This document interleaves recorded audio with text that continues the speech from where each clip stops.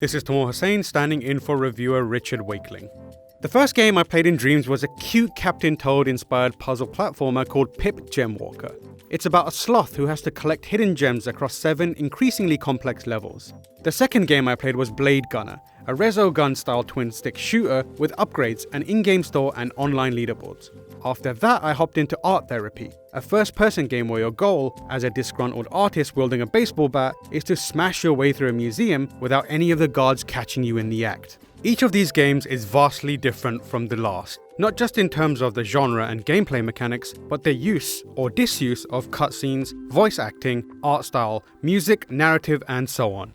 The one thing they each have in common is that they were all created using the exact same set of tools. That's Dreams in a nutshell. A platform where you can create pretty much anything you can put your mind to.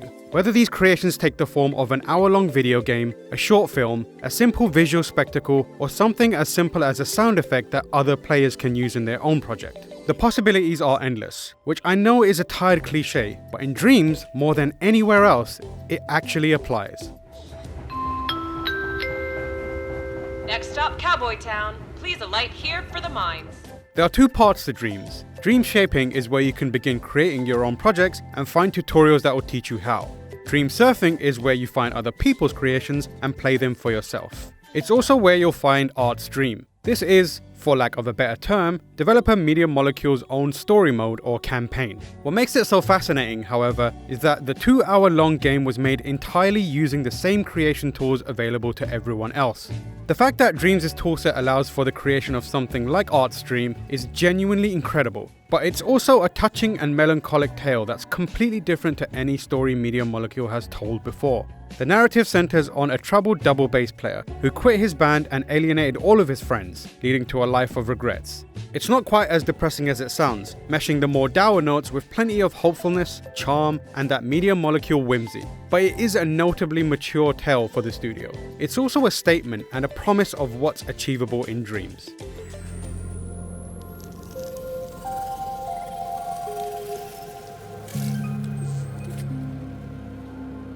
That's not to say you'll be creating something as complex and grandiose as Art's Dream within a couple of days, months, or even a year. The DreamShaping creation suite is initially a daunting proposition. With the freedom to create anything you can put your mind to, the toolset has to be exhaustive to compensate. So your first gander into DreamShaping is guaranteed to be overwhelming.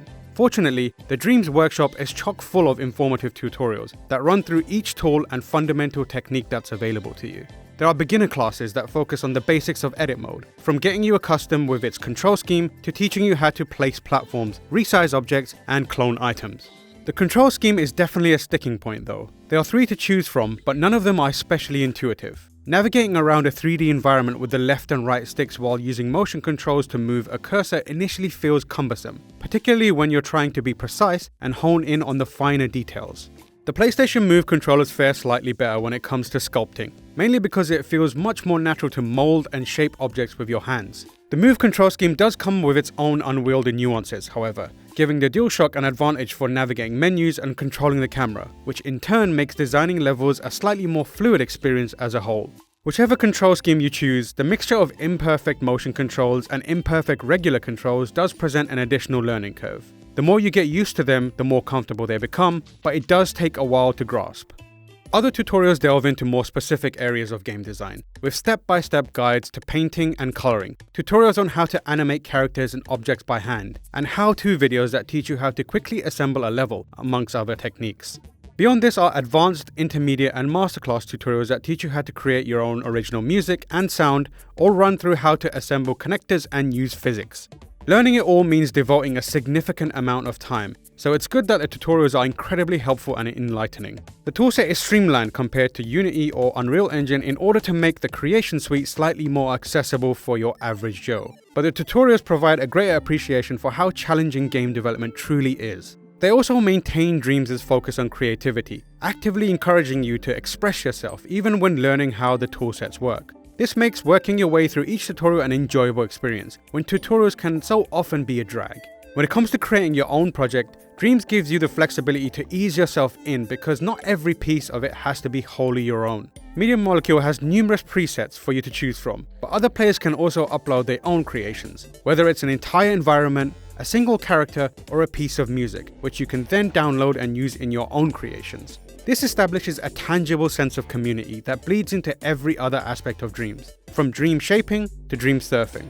And it's this community-centric approach that inspires me to learn and create more.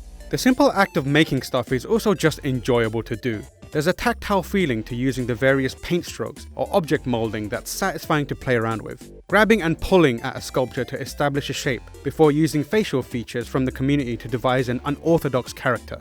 The way you create sound and music is similarly freeform, with the option of loading up a pre-made virtual instrument that you can then play around with using basic button inputs. I may not know the first thing about music composition or sound design, but I've listened to enough to know how to create a rudimentary tune. The toolset's intuitiveness just makes it possible. Obviously, designing an entire game with mechanics that actually work is a challenging process, but the ease with which you can simply jump in and make objects and sounds ensures that Creation Suite is engaging to use even when you're just messing around. On the flip side, you can always ignore the creation side completely and fall down the rabbit hole of playing other people's work. Dreams is like YouTube for video games, where a single hour can take you on a journey through so many disparate and imaginative experiences. There are the usual imitators with myriad recreations of levels from the likes of Sonic the Hedgehog, Metal Gear Solid, and Crash Bandicoot. But there's also value in seeing these familiar characters, environments, and mechanics recreated because it offers an easy way to gauge what the toolset is capable of. The majority are original creations, however, and it's their sheer diversity that really stands out. One of my personal favourites is Dog's Run, a game where you get to play as the creator's own pet dog, Binky. It's a classic platforming collectathon like Banjo-Kazooie, but I found it oddly heartwarming because of its furry protagonist. It actually inspired me to try and improve my non-existent skills in the Creation Suite, just so I can one day immortalize my own dog in Dreams.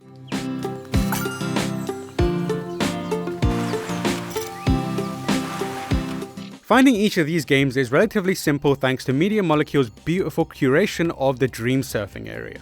The homepage includes trending creations, favorites picked by Media Molecule itself, and recommendations based on your play history. If you're not sure what to play, you can hit autosurf and be transported directly into a random game. Or if you want to search for something specific, there's a robust search engine that lets you find what you're looking for with a few simple keywords. Media Molecule has made it so you can effortlessly hop from one game or a singular experience to another and discover something worthwhile.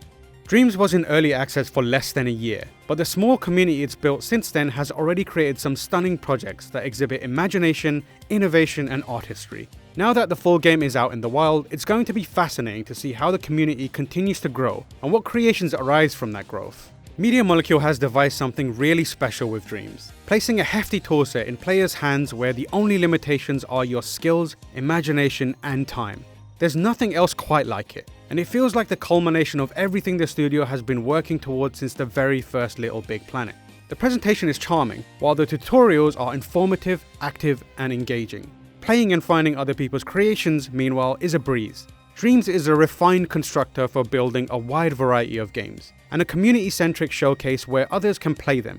It's a stunning achievement that encourages limitless creative expression, a place where people can come together, collaborate, and explore each other's imaginations. It's a tool for the fools who dream, and one of the most innovative releases in years.